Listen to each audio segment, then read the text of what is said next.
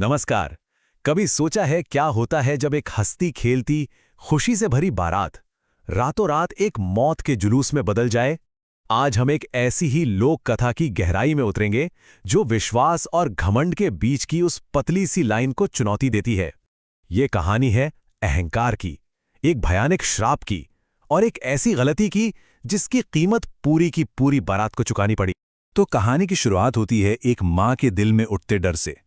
ये सिर्फ एक सवाल नहीं है, बल्कि एक आने वाले तूफान की आहट है, एक चेतावनी है।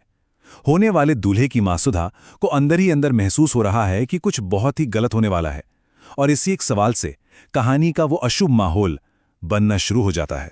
तो चलिए कहानी के पहले हिस्से में चलते हैं, जहां हम देखेंगे कि कैसे एक अशुभ शुरुआत होती है। देखिए, एक तरफ है मां का डर, उसका विश्वास, और दूसरी तरफ है बेटे की जिद, उसका अहंकार। और इन्हीं दोनों के टकराव से उस त्रासदी की नींव रखी जाती है, जहां से सब कुछ गलत होना बस शुरू ही होने वाला है। कहानी का नायक, या यूं कहें कि विलन, है माधव। पढ़ा लिखा है, मॉडर्न है, लेकिन अपने अहंकार में इतना डूबा हुआ है कि अपनी जड़ों और परंपराओं का मजाक उड़ाता है।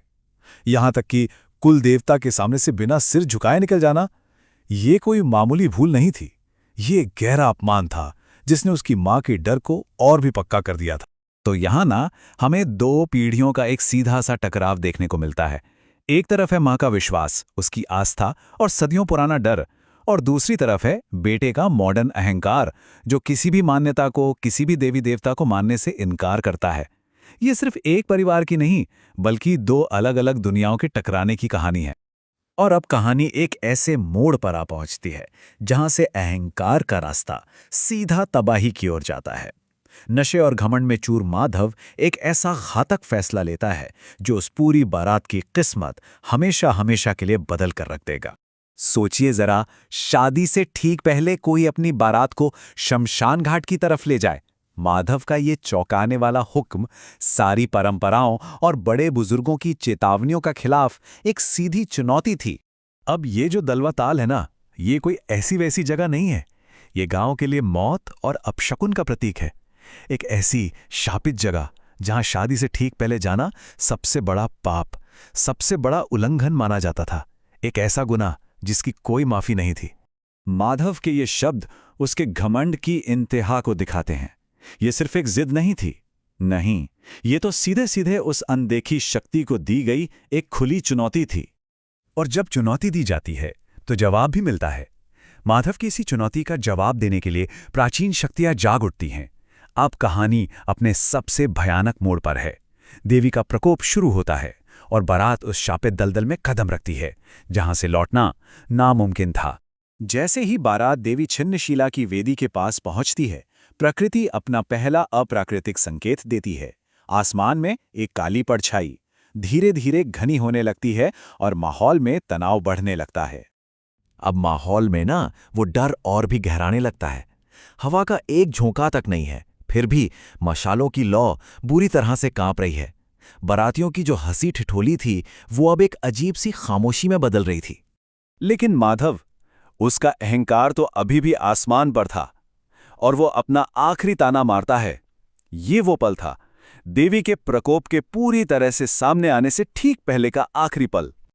और फिर कहर एक साथ टूट पड़ता है।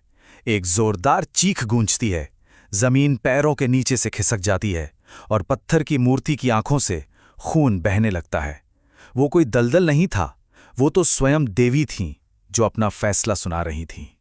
और फिर गूंजती है एक आवाज, गहरी, भारी, देवी की आवाज, जो उसके गुस्से का कारण भी बताती है और माधव की किस्मत भी तय कर देती है। ये सिर्फ एक मूर्ति का नहीं, ये स्त्रीत्व का अपमान था। तो आतंक की वो रात तो बीत गई। अब कहानी पहुंचती है अपने खामोश अंजाम तक। रात के उस भयानक कोहराम के बाद अब सिर्फ एक गहरा, डरावना सन्नाटा पसरा है। ये वो सुबह है जो अपने साथ जवाब नहीं, बल्कि और भी गहरे सवाल लेकर आई है। उस मंजर को सोचकर देखिए। दलवा ताल पर सुबह होती है और वहां माधव, पालकियों, बारातियों, किसी का कोई नामो निशान नहीं होता। एक पूरी की पूरी बारात बिना कोई सुराग छोड़े गायब हो चुकी है। सब कुछ शांत है, जैसे कल रात यहां कुछ हुआ ही ना हो। एक तरफ दलदल का वो भयानक सन्नाटा, और दूसरी तरफ दुल्हन के घर की ये खामोश त्रासदी। मालविका पूरी रात उस दूल्हे का इंतजार करती रही जिसे कभी आना ही नहीं था। ये तस्वीर हमें याद दिलाती है कि एक इंसान के अहंकार की कीमत कितने बेगुनाहों को चुकानी पड़ती है। और इस सब के बीच माधव की माँ सुधा बस इतना ही कह पाती हैं। उनके इन शब्दों में गुस्सा नहीं बल्कि एक गहरा दुख और बेबसी है, जैसे वो तो पहले से ही जानती थीं कि अंत में ऐसा ही कुछ होगा। तो सवाल ये उठता है कि इस पूरी भयानक कहानी से, दलवाताल की इस किंवदंती से हमें सीख क्या मिलती है? चलिए अब इस लोक कथा में छिपे उन गहरे संदेशों को समझने की कोशिश करते हैं। देखिए, माधव का जो हश्र हुआ वो हमें बताता है कि ये कहानी सिर्फ एक आदमी की नहीं है। ये अहंकार और विश्वास के टकराव की कहानी है। ये बताती है कि परंपरा और स्त्रीत्व का अनादर करने का नतीजा क्या होता है, और सबसे बड़ी बात, घमंड ही इंसान के पतन का सबसे बड़ा कारण बनता है। मतलब ये सिर्फ एक डरावनी कहानी से कहीं ज्यादा है। असल में ये अहंकार, सत्ता और विश्वास के टकराव पर एक बहुत ही गहरी सामाजिक टिप्पणी है, जिसे एक लोक कथा के जरिए हमारे सामने रखा गया है। आखिर में ये कहानी हमें एक बहुत बड़े सवाल के सामने लाकर खड़ा कर देती है कि क्या होता है जब हद से ज्यादा बढ़ा हुआ अहंकार उस परम शक्ति को चुनौती देता है। ये वो संघर्ष है जो शायद पीढ़ियों से चला आ रहा है। और कहानी की ये आखिरी खौफनाक लाइन एक अजीब सी सहरन पैदा कर देती है और हमें हमेशा के लिए याद दिलाती है कि कुछ सीमाएं ऐसी होती हैं जिन्हें कभी भी पार नहीं करना चाहिए।